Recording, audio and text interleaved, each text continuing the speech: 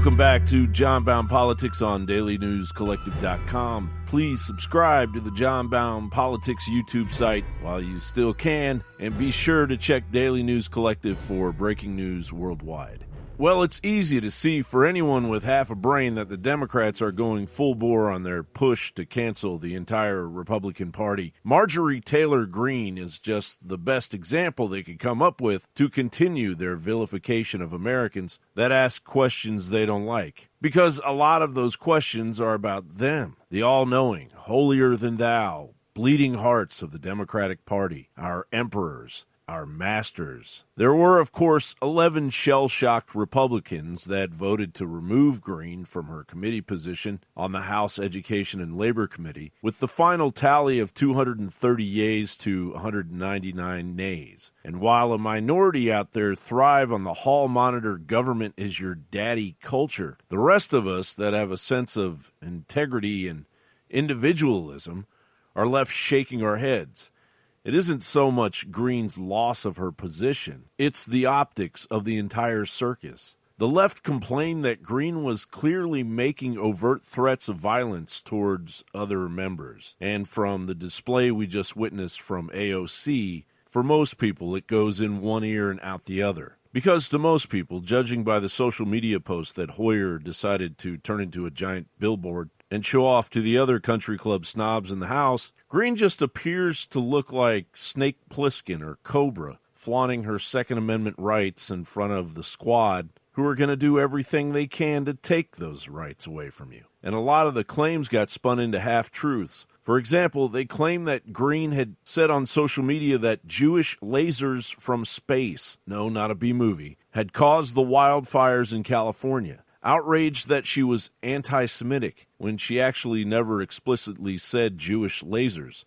She had mentioned companies that are known to be owned by Jewish people, but that was enough. It was enough for the latent racism in the Democratic Party to run with the ball, and they ran with it, adding to their claims that the left's inherent self-righteous authority would remove this scourge of violent rhetoric, no matter where it comes from. Problem is, the vast majority of it comes from their self-serving, America-loathing, hypocritical party, the Democratic Party. I feel it's important from time to time to educate and revisit their hypocrisy. So the following are reports detailing the left's invisible army of Biden cancel culture, Antifa wannabe Bolsheviks, and the Nobel Peace Prize nominated BLM, who murdered at least 25 people in the mostly violent, mostly looting, and mostly rioting that plagued middle America in an orgy of a transfer of wealth, most of which has been barely acknowledged by the Democrats to the present day. This information is important and blindingly relevant because average Americans, mainly veterans who have sacrificed for their country,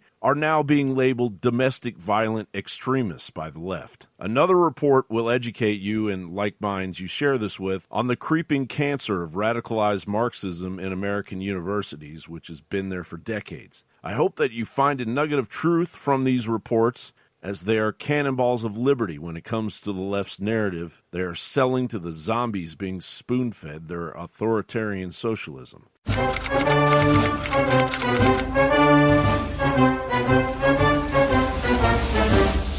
Please correct me if I am mistaken. Aren't we now 6 years into a slippery, unchecked mass media culture of dangerous, legalized propaganda? Unfortunately, today, we did not hear what we needed to hear from that person that these extremists and unstable people look to.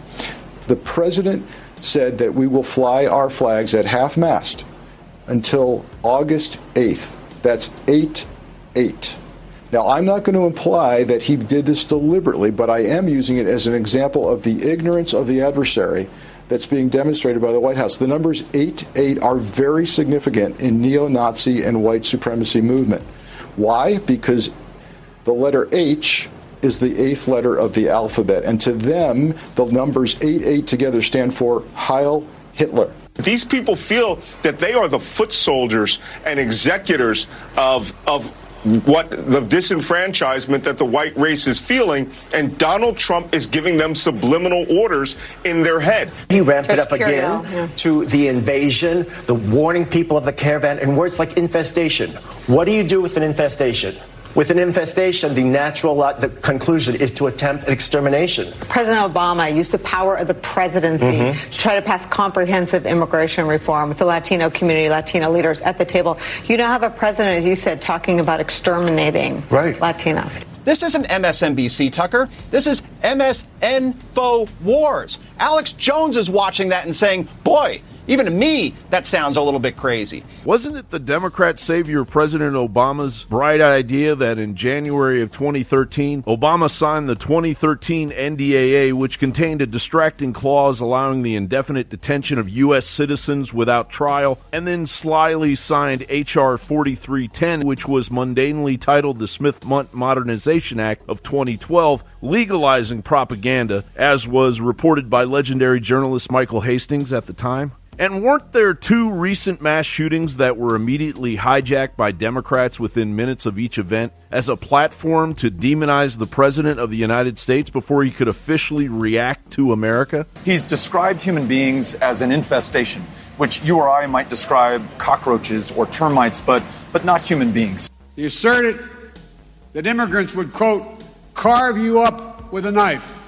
Not to mention the vilification of anyone that agrees with the president's tough talk about a growing Democrat-ignored dangerous border situation and the invisible third world status of our inner cities. We must also stop the hateful, incendiary comments. We got to do it.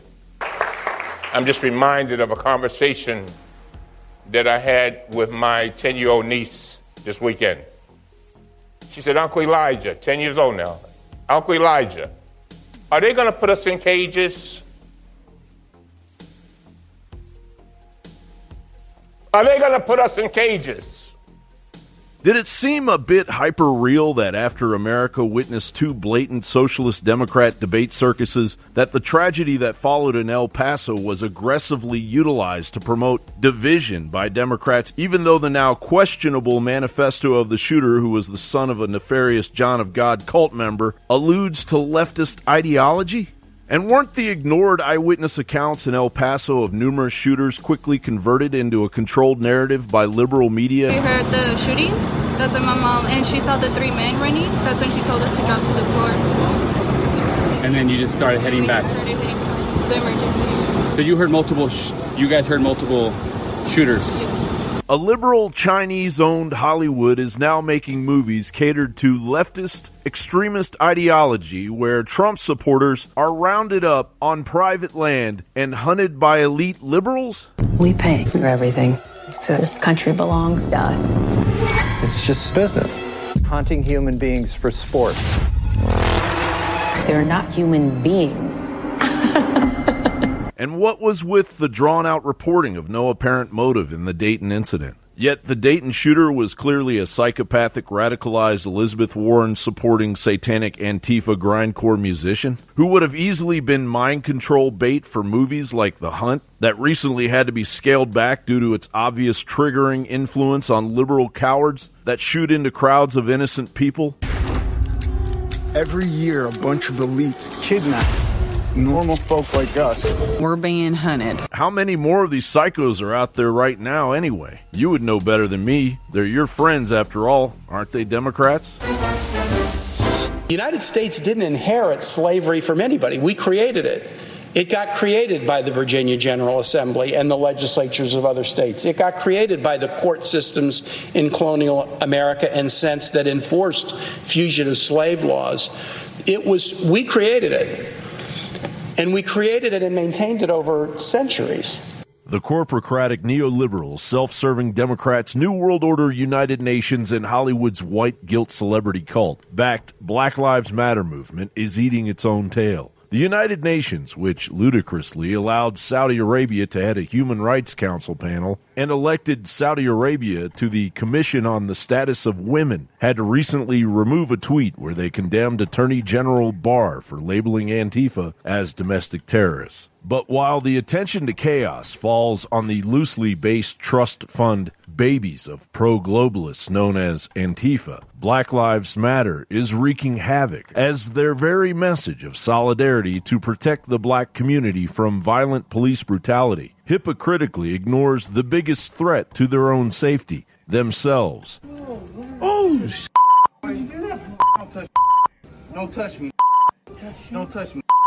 Don't quit touching me. Yeah, don't bitch. Don't bitch. Stop moving. Don't bitch hurt. Don't touch me.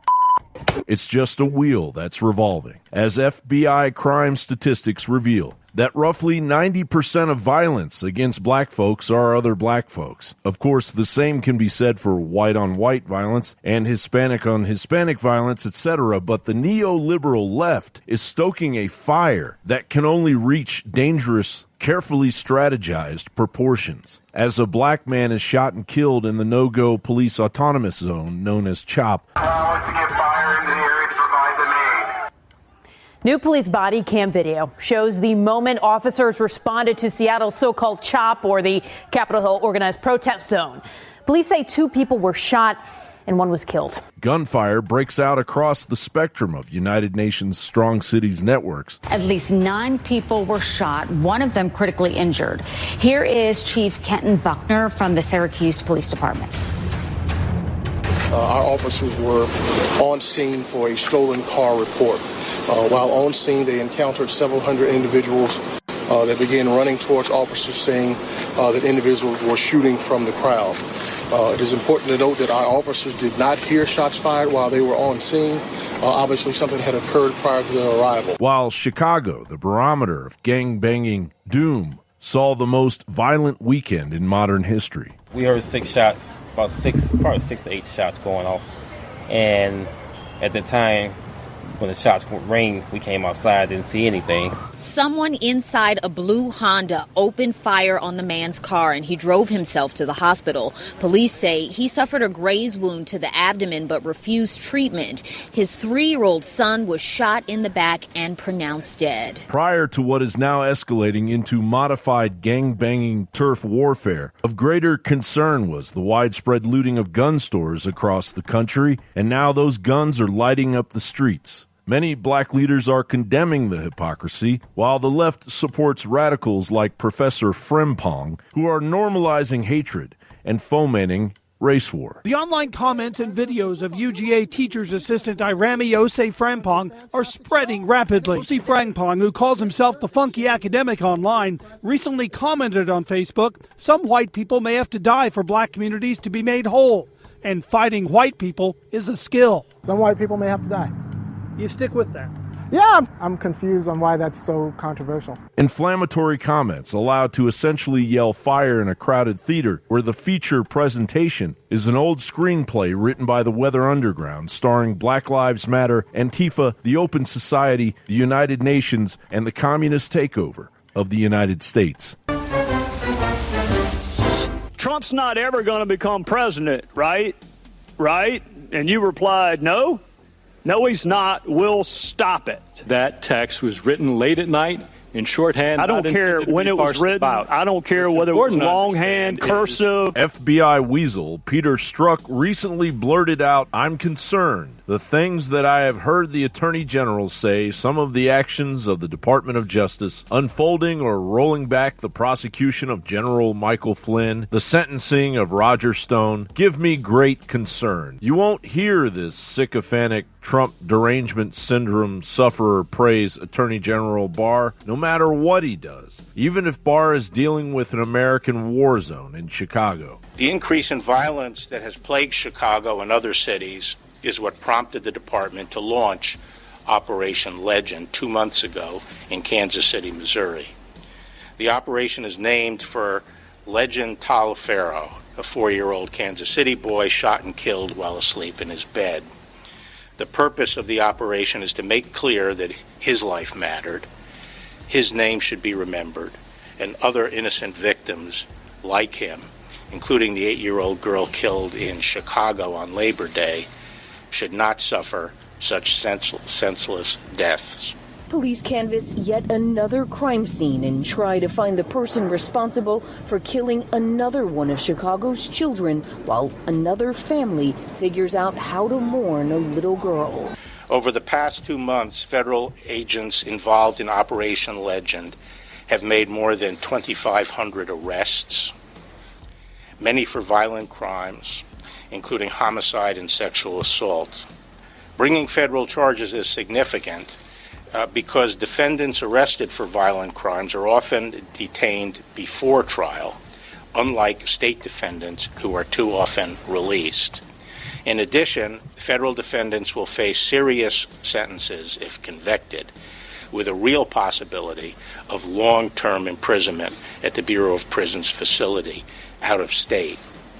In Kansas City, violent crime has dropped by 32% since we launched Operation Legend. In St. Louis, homicides have dropped by 47% in the 4 weeks since Operation Legend began. In Detroit, homicides have dropped more than 25%, and non-fatal shootings have dropped by more than 35%. In Memphis, homicides in August dropped by nearly 27%. In Milwaukee, non-fatal shootings have dropped by 25% in the 5 weeks since the operation began. Over the first 5 weeks of Operation Legend in Chicago, murders dropped by 50%. One of those cases, the 4th of July Inglewood killing of 14-year-old Vernardo Jones Jr. On Independence Day, 14-year-old Vernardo Jones Jr. was playing basketball with friends in a Chicago park when he was senselessly killed in a massacre that left 8 people dead or wounded. Investigators are releasing images of this gray Infiniti sedan with temporary tags seen near the fatal shooting, police say, of 20-month-old Sincere Gaston, the youngest life taken during a weekend of extreme violence. That was my world. That coward took a piece of us. He broke us. He stole my baby from me. Police say a person fired shots into a vehicle carrying the 8-year-old, DeJora Wilson, her mother, and 2 others. For the 4th straight weekend, children are among the shooting victims. At least 60 people have been shot, 9 of them killed. In fact, protesters/rioters are doing all they can to stop the federal response to their ongoing communist death to America mantra in blue cities across the country. The group on Friday night saying 100 federal agents coming to Kansas City is not the answer. There's no black mafia. There is no conspiracies of murder that are taking place. The reason that this violent crime is taking place is because there's a lack of resources in our community. Multiple people are arrested during a protest against Operation Legend in downtown Detroit. Detroit Will Breathe organized the protest to speak out against federal agents who were sent by the Trump administration to assist with the increasing gun violence. In Portland, they've been messing with protesters for the last week, and we don't want them here. I expect more protests for as long as we need to. We'll be out here for an entire year if we need to. The armed militia that went down to Lansing, they had swastikas and they were mainly white men, and so there was no federal troops there. It doesn't actually fix the problems that are plaguing our communities. It puts further pressure on this pressure cooker that is squeezing our communities without resources. We do not want or need federal interference in local affairs. We do not want a federal occupation in the city of Memphis. This is an ideological, political ploy to justify and continue the criminalization and over-policing of black and brown communities. Many of our community members already feel unsafe by those who are engaged in criminal activities within the community. We don't need to have someone who we hope is there to serve and protect us also there to over-police us. It gives me hope that maybe if we can keep pushing and keep the movement going, that our kids won't have to be fighting for the same thing that we've been fighting for over the past 500 years. But regardless of Attorney General Barr's common sense approach to the madness, these fools in the streets ultimately continue to support the violence they represent. Their neglect to face the truth results in their hypocrisy to aid and abet the continuation of American children being exploited and murdered. This is no longer a peaceful protest. It is a parade of domestic terror, waging war on the children of America. Operation Legend is going to happen, and with or without y'all, it's going to happen. Sharon Powell is a grieving mother fighting for justice for her son and many other families who have lost a loved one. We have 20 to 30 shootings a week in the Kansas City metro area. Operation Legend is to investigate murders that has been unsolved, and one of those is for my 4-year-old son that did not make it to 5. So if you're against that, maybe you have to reevaluate your stance and your mentality to see what direction you're headed in. In early December of 2018, Brooklyn's $3 Bill Club sold tickets to the Club Woe show, promising 11-year-old drag kid Desmond Napoles, a.k.a. Desmond is Amazing, would headline the event. The events surrounding 11-year-old Desmond could represent a turning point in the American conscience that has been quietly eaten up by pansexual, institutionalized Marxism. A slow-acting sickness that causes even the most average American citizen to wonder what is behind the acceptance of a child like Desmond, an acceptance that flies in the face of child endangerment laws. Some of us are well schooled on what has become known as cultural Marxism, and many of our fellow American citizens are not, and I can't blame them. Marxist theory is a giant mess of complicated mental illness, but I'm sure you need more information than that. So what if I simply told you that following World War II, a group of Marxist political theorists who seemed harmless after having fled persecution in Nazi Europe after betting on the wrong totalitarian horse, communism, brought their complete disgust for Western culture to Columbia University in New York City and gradually spread their cancer into the government, media, and academic institutions of the United States. Notably, flaring up in the 1960s, as Dr. Theodore Dalrymple put it, these new theories appealed to utopian adolescents who, number one, wanted to deny that they were the most fortunate generation that had ever lived, and number two, dreamed of a life completely without restraints on their pleasure. Giving the baby boomers what they wanted and not what they needed, Frankfurt School adherent, former member of the brain trust of the OSS American War Machine, and godfather of the New Left, Herbert Marcuse, along with his contemporaries, engineered a slow-moving Marxist revolution from within American society, utilizing a mass psychoanalytic Hegelian dialectic psyop that is blossoming today amongst the lethargic minds of the millennial generation. My friend said the Frankfurt School considered psychology one of the main branches of knowledge that had to be integrated with Marxian theory. By no means replacing Marxian theory, but taking it into Marxism.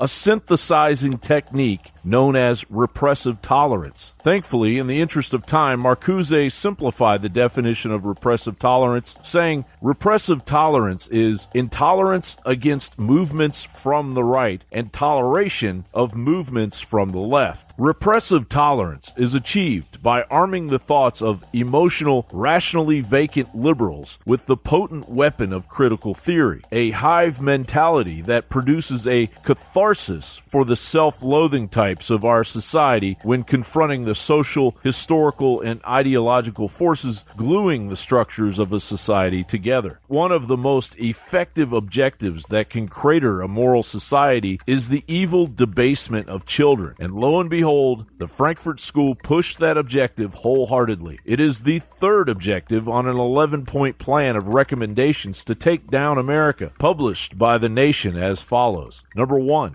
the creation of racism offenses. Number 2, continual change to create confusion. Number 3, the teaching of sex and homosexuality to children. Number 4, the undermining of schools and teachers' authority. Number 5, huge immigration to destroy identity. Number 6, the promotion of excessive drinking. Number 7, emptying of churches. Number 8, an unreliable legal system with bias against victims of crime. Number 9, dependency on the state or state benefits. Number 10, control and dumbing down of media. And number 11, encouraging the breakdown of the family. These points read like a checklist that we are smack dab in the middle of experiencing. Is it starting to make sense now? Why a sexualized 11-year-old boy dancing for adults can openly exist in today's American society with no fear of reprisal? Not to mention that Desmond's career is overseen by his mother and promoted by a convicted murderer, Michael Alec. Desmond is the red alert siren,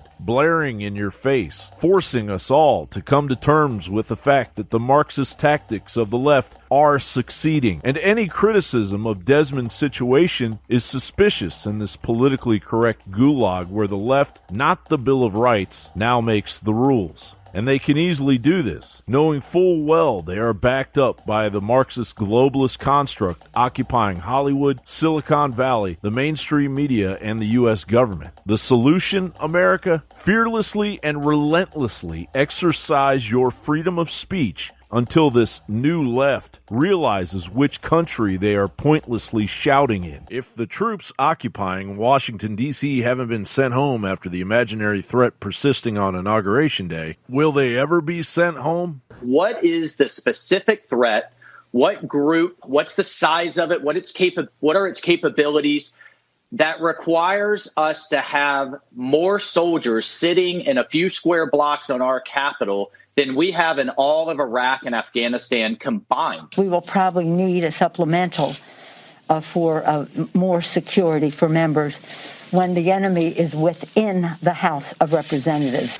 And let me be clear, the logistics involved in moving 25,000 people from every state and territory to D.C. in less than 2 weeks and supporting them is unprecedented.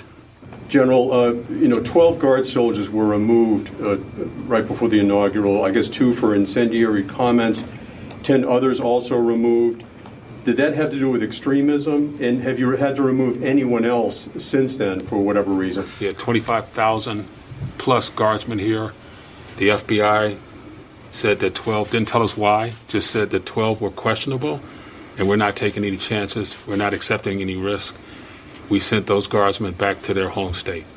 As the Wall Street Journal reported, some congressional staffers and extremism researchers say there are concerns about possible violence surrounding former President Donald Trump's impeachment proceedings, as well as in connection with March 4th, the nation's original inauguration day. QAnon conspiracy theorists say that could be the day that Mr. Trump again becomes president. So the best they can come up with is that people may be angry that Congress is violating the Constitution in a pointless display of TDS-inspired impeachment, and that QAnon is calling the shots for the GOP. And it increasingly seems, unfortunately, that in the House Republican caucus, Kevin McCarthy answers to these QAnon members of Congress, not the other way around. Joe Biden, sitting behind the razor wire and troops, has now signed a record 40 executive orders in a week's time, an autocratic act labeled a dictatorship in Biden's own words during the campaign. We are a democracy.